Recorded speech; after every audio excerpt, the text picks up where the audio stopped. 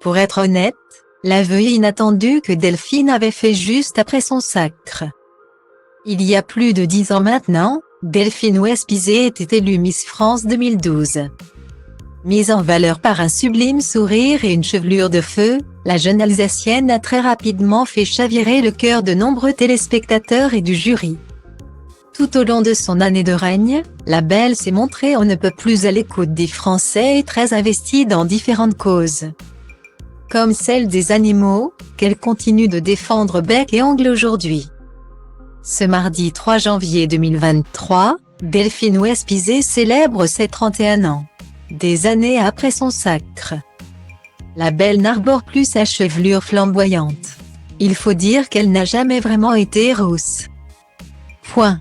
Et oui, si vous n'étiez pas encore au courant, sachez que l'Alsacienne a en réalité une couleur de cheveux bien plus banale que le roux qu'elle a affiché sur la scène du parc des expositions de Penfeld.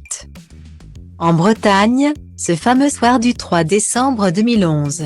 À l'époque, le pays s'était emballé de voir une jeune femme rousse être élue Miss France.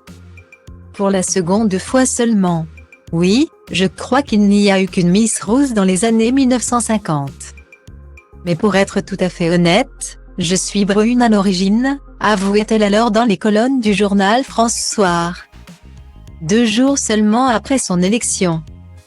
Style diva place Holdé à 1 et à 1, 8 300 px, minimum et 250 px, at media screen end, minimum 8. 990 px, div.